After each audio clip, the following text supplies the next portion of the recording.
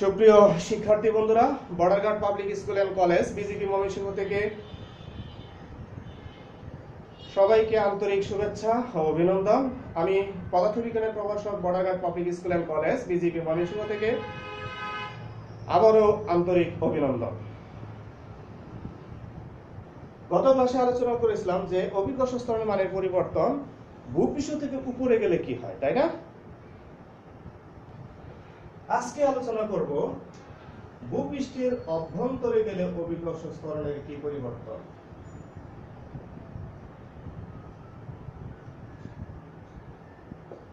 অভ্যন্তরে গেলে অভিকর্ষ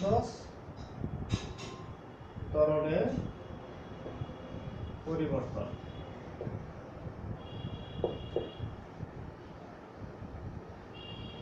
কোথায় গেলে? ভূপৃষ্ঠের অভ্যন্তরে গেলে।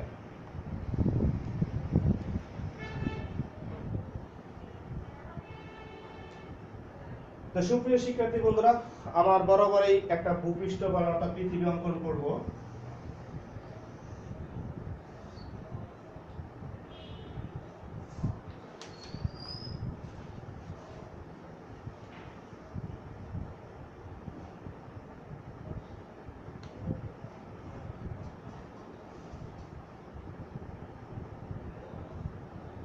আমরা কোথায় যাব? পৃথিবীর অভ্যন্তরে, অর্থাৎ ভূপৃষ্ঠ থেকে অভ্যন্তরে গেল। তোমরা হয়তো বা একটা প্রশ্ন আছে, বিসিএস এর একটা প্রশ্ন আছে, বরাবর একটা চাকরির ক্ষেত্রে একটা প্রশ্ন আছে, মানে পৃথিবীর পাদবিন্দু কোথায়? মানে পৃথিবীর বলতে কি আমার পায়ের বিন্দু কোথায়? যদি অর্থাৎ পৃথিবী থেকে আমি হঠাৎ করে যদি মনে করেন পৃথিবী হঠাৎ করে একটা ভূমিকম্প হয়েছে, এখান থেকে ঠাস করে গর্ত হয়ে গেছে, গর্ত হয়ে গেলে আমি ভূপৃষ্ঠের অভ্যন্তরে ঢুকে যাবো। ঢুকে হয়ে যায় পৃথিবী তো মনে করো সম্পূর্ণ, মনে করো এটা হচ্ছে বাংলাদেশ। বাংলাদেশে যদি এরকম একটা তোমার যদি থাকে, সুড়ঙ্গ থাকে, কি থাকে? সুড়ঙ্গ থাকে। হ্যাঁ, এই সুড়ঙ্গ হইলে তাহলে আমি কোথায় যাবো? পৃথিবীর ভূপৃষ্ঠ সবসময় পৃথিবীর কোথায় কাজ করে? কেন্দ্রের দিকে। অর্থাৎ পৃথিবীর কেন্দ্রে যায় আমি হিসাবে যাওয়ার কথা এইভাবে। তাহলে এইটা বাংলাদেশ। তাহলে এখান থেকে যে পড়ে গেলাম পৃথিবীর এক পৃষ্ঠ থেকে যখন আরেক পৃষ্ঠে চলে যাবো, তখন এটা কোন দেশ? এবং এই প্রশ্নটা যখন কোনো বিসিএস এ চাকরি ইন্টারভিউতে আসে যে পৃথিবীর পাদবিন্দু কোথায়, পৃথিবীর পাদবিন্দু হচ্ছে এই দেশটা করলে এইটা তোমার গিয়ে চলে যাচ্ছে বাংলাদেশ, তাহলে এটা যাবে তোমার গিয়ে দক্ষিণ আমেরিকার একটা দেশ আছে, সেটা হচ্ছে চিলি, যেটা ফুটবলে জনপ্রিয়, চিলি। অর্থাৎ পৃথিবীর পাদবিন্দু হচ্ছে তোমার কি? চিলি। এখন আমরা পৃথিবীর অভ্যন্তরে যাবো না, আমরা কোথায় যাব? কোথায় যাব আমরা?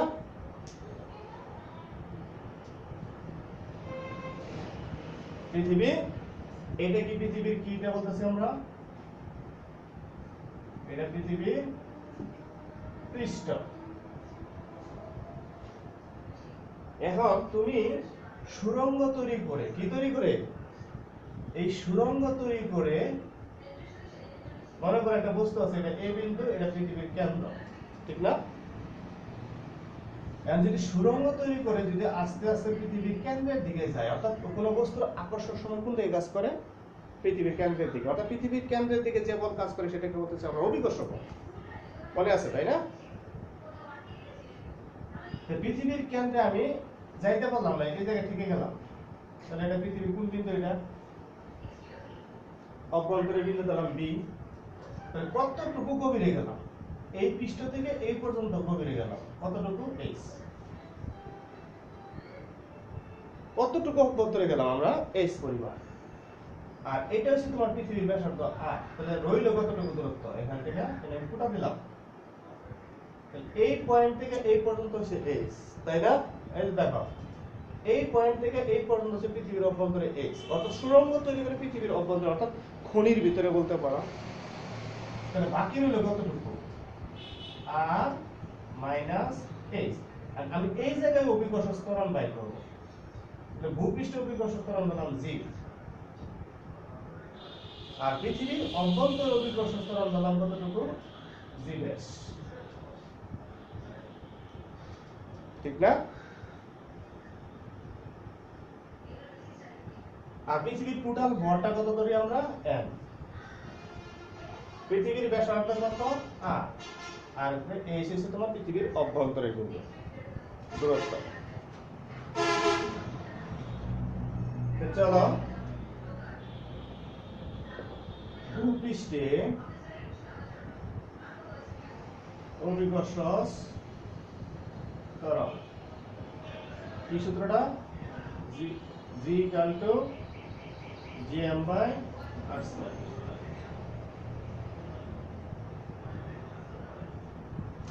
তাহলে আমার এই জায়গায় অভিকর্ষ ত্বরণ তাহলে কি হবে সূত্রটা? h গভীরতায়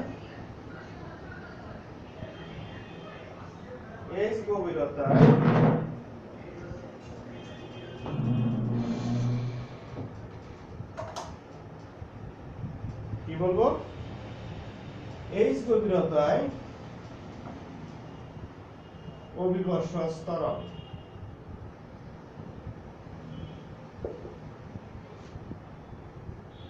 কি ধরছিলাম? h গভীরতায় gm/r-h²।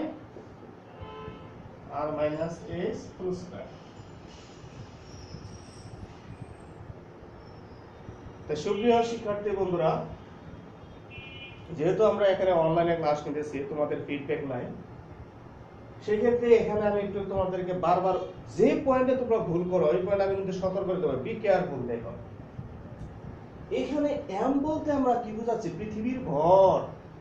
এই পৃথিবীর ভর বলতে কি? এই টোটালটুকু। দেখো বস্তু যদি তুমি এই জায়গায় রাখো, কই রাখো? পৃথিবীর পৃষ্ঠে রাখো, এটা গুণ করলে হয় এইটুকু। আর যদি এই জায়গায় যদি গুণ করো তাহলে এইটুকু। এখন পৃথিবীর বস্তুটা আছে পৃথিবীর কেন্দ্রে, তাহলে পৃথিবীর কেন্দ্রে গেলে গুণ করলে হবে তোমার এইটুকু, অর্থাৎ গুণাকার করলে এইটুকু, অর্থাৎ ভর থাকে এইটুকু। এই কারণে এটা m ড্যাশ দিবা। কারণ তুমি দেখো যখন তুমি বস্তুটা এই জায়গায় রাখছিলা তখন মহাকর্ষ ক্ষেত্র হয়েছিল এইটুকুর মাঝখানে। যখন এই বস্তু এই জায়গায় রাখছো তখন মহাকর্ষীয় ক্ষেত্র হয়েছে তোমার এইটুকুর মধ্যে। যেহেতু এইটুকুর মাঝখানে মহাকর্ষ ক্ষেত্র তৈরি হয়েছে, তাহলে এখানে বল আর এইটুকুর টোটাল বল এক হবে। সো এই জায়গায় যদি আমি বস্তুটা অভ্যন্তরে তাহলে মহাকর্ষ ক্ষেত্রের জন্য এই বস্তুর ভর হবে কতটুকু? এইটুকুর জন্য হবে তোমার m ড্যাশ। মহাকর্ষ ক্ষেত্র কতটুকু নিয়ে গঠিত হচ্ছে এবং সেই মহাকর্ষ ক্ষেত্রের মধ্যে কতটুকু ভর আছে, তাই না? তাহলে আমার লিখতে হবে m ড্যাশ। এটা কয় নং সমীকরণ? এটা 2 নং সমীকরণ।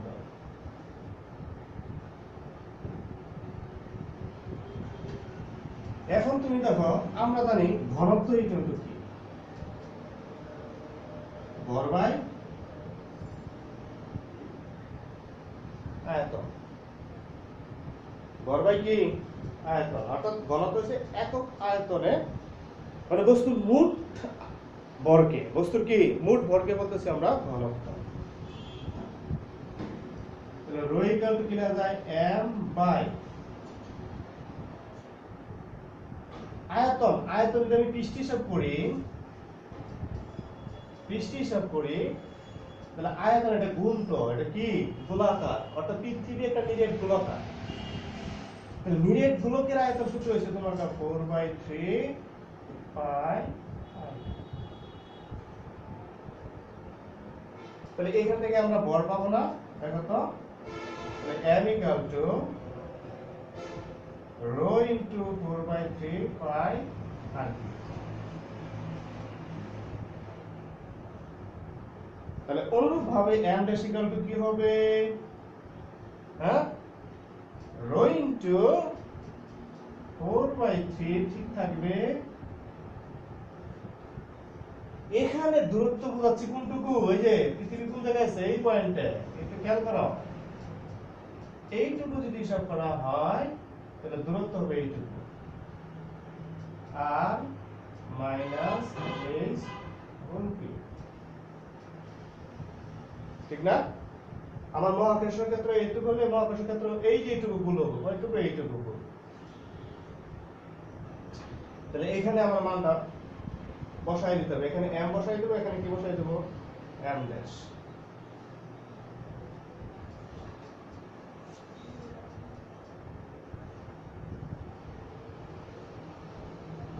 তাহলে আমাদের সমীকরণটা কি ছিল, g ইকুয়াল টু কি, আমরা একটা কাজ করি, ওই 2 নং সমীকরণে 1 নং সমীকরণটা ভাগ করে দিই।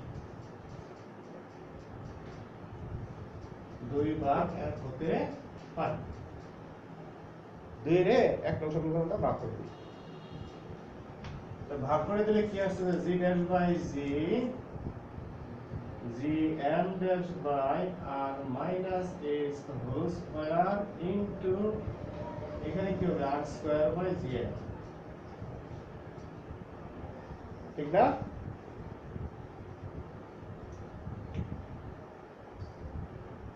এখন তুমি গড়টা বসাইতে যে g দিকে চলে যাচ্ছে, m এর মান কি ছিল, 4/3 pi r minus h whole cube, নিচে ছিল r minus h whole square, ঠিক না, ইনটু r স্কয়ার, g তে চলে গেল, আমি একটু মুছে দিলাম, m টা হচ্ছে তোমার কি 4/3 পাই r স্কয়ার।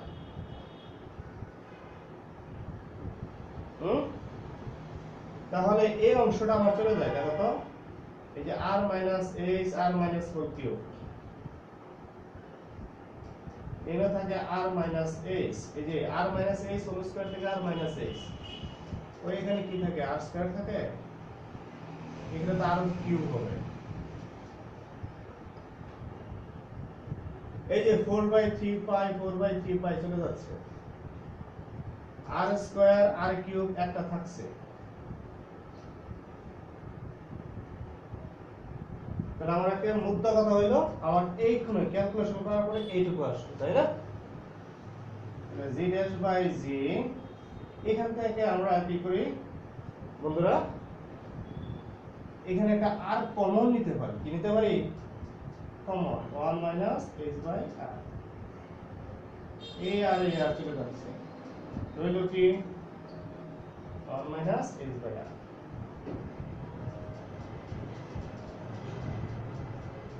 তাহলে আমরা একটা সমীকরণ তৈরি করলাম, g dash by g equal to 1 minus h by r, ঠিক আছে না? তাহলে আরেকটা সমীকরণ আমরা পেলাম,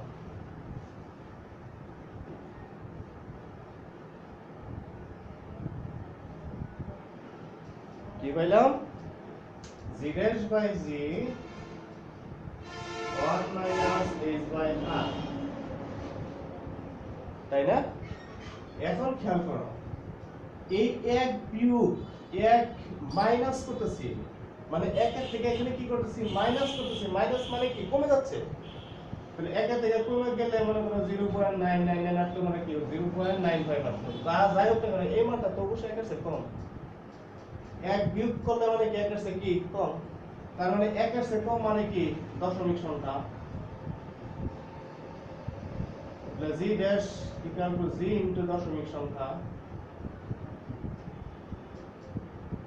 এখন আমি বলছিলাম যে x ইকুয়াল টু 2 ইনটু 10 20, পূর্ণ সংখ্যাতে গুণ করলে মান বাড়ে, অর্থাৎ গুণ করলে মান বাড়ে, ভাগ করলে কি কমে, বাট যদি আমি দশমিক সংখ্যাতে গুণ করি মান হয়ে যায় 0.2, অর্থাৎ 2 এর চেয়ে কম, তাই তো, 2 এর চেয়ে কি কম। তাহলে এই ক্ষেত্রে দেখো যে এই যে g এর মান, এটা কি দিয়ে গুণ করতেছি, দশমিক দিয়ে গুণ করতেছি, দশমিক দিয়ে করলে এই g ড্যাশের মান কম পাওয়া যাবে, তার তুলনায় g এর তুলনায় তার তুলনায় কম পাওয়া যাবে, অর্থাৎ g dash less than g, অর্থাৎ g is greater than g dash, অর্থাৎ পৃথিবীর অভ্যন্তরে গেলে হ্যাঁ অভিকর্ষ ত্বরণের মান কমে যায়। এটা দুইটা সিদ্ধান্ত আসলাম, কি কয়টা সিদ্ধান্ত, পৃথিবীর উপরে গেলেও কি অভিকর্ষ ত্বরণের মান কমে যায়, আবার পৃথিবীর অভ্যন্তরে গেলেও অভিকর্ষ ত্বরণের মান কমে যায়। তাহলে একটা সমীকরণ দাঁড় করালাম, কোনটা, g dash by g equal to 1 minus h by r।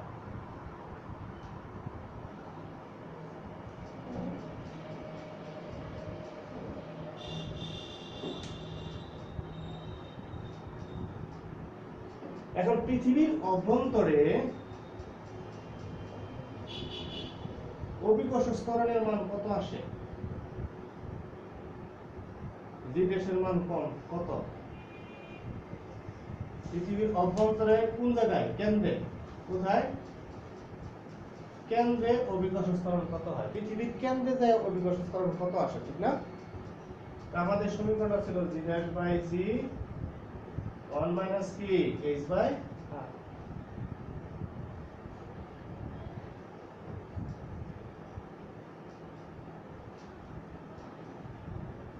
এখন তুমি দেখো আমি কোথায় যাচ্ছি? পৃথিবীর কোথায়? পৃষ্ঠ থেকে কোথায় যাচ্ছি? পৃথিবীর ঠিক কেন্দ্রে।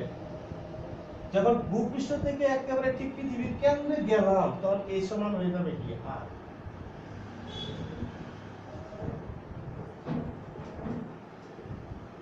এই এর মান r বসায় দাও, r বসায় দাও। r এর মধ্যে r কয়বার যায়? একবার।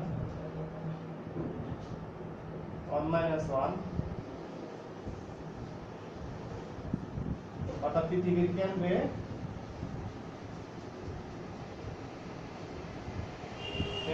অভিকর্ষ ত্বরণের মান কি পাইলাম আমরা? 0। পৃথিবীর কেন্দ্রে গেলে আমরা কি পাইতেছি? অভিকর্ষ ত্বরণের মান 0।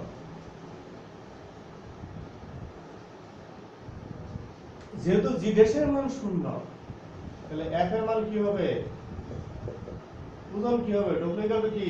ওজন w equal to m G dash. ওজনের মান কি হবে? 0। অর্থাৎ পৃথিবীর কেন্দ্রে ওজন যদি 0 হয় তার মানে কি? এটাকে বলতেছে আমরা ওজনহীনতা। অর্থাৎ পৃথিবীর কেন্দ্রে গেলে আমরা হাওয়ার মতন ভাসবো। মহাশূন্যে গেলে যেরকম হাওয়ার মতো ভাসি, ঠিক পৃথিবীর কেন্দ্রে গেলে আমরা মহাশূন্যের মতন ভাসবো। এই ক্ষেত্রে আমরা সরল দোলকের একটা সূত্র আছে। এখানে একটা তুমি জানো যে মহাকর্ষ চাপটা থেকে, কোন চাপটা? এই মহাকর্ষ চাপটা থেকে লাস্ট একটা চাপটা আছে সপ্তম না অষ্টম অধ্যায় পর্যায়বৃত্ত গতি। এটা দুটো মিলে একটা প্রশ্ন দেয়। zt = 2 pi root over l by g dash। তাহলে সেই ক্ষেত্রে দুরন্তকাল একটা এমসিকিউ আসে 2 pi root over l by g 0। অর্থাৎ পৃথিবীর কেন্দ্রে অভিকর্ষ ত্বরণ কি 0? সামথিং বাই 0 মানে কি অসীম। পৃথিবীর কেন্দ্রে যদি অভিকর্ষ ত্বরণ 0 হয় তাহলে দুলনকাল বা পর্যায়কাল হয় তোমার অসীম। এই ক্ষেত্রে আমরা পৃথিবীর ঘনত্বের মানটাকে পরীক্ষা করে দেখি কত হয়। পৃথিবীর ঘনত্বের মান নির্ণয় করব। পৃথিবীর ঘনত্ব আমরা পরীক্ষা করে পাবো কত দেখি। পৃথিবীর ঘনত্ব সূত্র হচ্ছে g dash equal to কি? g into 4/3 pi হ্যাঁ r minus h whole cube না whole, এটা ছিল সূত্র। এখানে একটা ঘনত্ব গুণ ছিল, এই সমীকরণ থেকে বের করব। পৃথিবীর ঘনত্ব নির্ণয় করলে তখন তো এখানে h হবে না গো, শুধু r হবে। কি হবে? শুধু r। তাহলে ঘনত্ব রো ইকুয়াল টু কি আসে? 3g by 4 pi r 4 pi হ্যাঁ এইটা 0 থাকে একবার লিখি 4 pi gr। তাহলে 3 ইনটু অভিকর্ষ ত্বরণ g এর মান কত? 9.8 আর 4 ইনটু pi এর মান 3.1416 আর মহাকর্ষীয় ধ্রুবকের মান হচ্ছে 6.673 ইনটু 10 টু দি পাওয়ার -11 হ্যাঁ আর r হচ্ছে তোমার 6.4 ইনটু 10 টু দি পাওয়ার 6। এই মানটা ক্যালকুলেশন করে দেখো একটু। ক্যালকুলেশন করলে আমরা পাচ্ছি, আমার কাছে ক্যালকুলেটর আছে, তোমরা একটু টেস্ট করতে পারো। 3 ইনটু 9.8 ভাগ 4 ইনটু 3.1416 ইনটু মহাকর্ষীয় ধ্রুবক 6.673 এর উপর -11 ইনটু 6.4 হ্যাঁ কত 6। এটা আছে 5478 তখন 5478 আর সামথিং আছে দশমিক কই দশমিক তো এটা 0.16 এখানে দাও 5.478 এটা যদি তুমি সায়েন্টিফিক আকারে লেখো ঘনত্বের একক হচ্ছে কেজি মিটার ইনভার্স 3 এখানে দাও এই যে সাথে সাথে যোগ করে দাও 5.5 ইনটু 10 টু দি পাওয়ার 3 ঘনত্বের একক হচ্ছে কেজি মিটার ইনভার্স 3 তাহলে পৃথিবীর ঘনত্ব এই মানটা তোমাদের মুখস্থ রাখতে হবে অঙ্কে দেখা যাচ্ছে সৃজনশীলে থাকতেও পারে অথবা নাও থাকতে পারে। তাহলে পৃথিবীর ঘনত্ব হচ্ছে 5.5 into 10 to the power 3 kg metre inverse 3। তাহলে পৃথিবীর উপরে গেলে অভিকর্ষ ত্বরণ কমে, পৃথিবীর অভ্যন্তরে গেলে অভিকর্ষ ত্বরণের মান কমে, এবং পৃথিবীর অভ্যন্তরে গেলেও মানে পৃথিবীর কেন্দ্রে গেলে অভিকর্ষ ত্বরণের মান শূন্য হয় এবং দূরত্ব অসীম হয়। এবং পৃথিবীর ঘনত্ব কত এবং পৃথিবীর মহাকর্ষ ক্ষেত্র কিরকম সেটা আমি বুঝাইলাম। তো আজকের মতো এইটুকুই, ধন্যবাদ। সবাই সুস্থ থাকো, ভালো থাকো, এই কামনা করে আমি আজকের মতো শেষ করছি। আল্লাহ হাফেজ।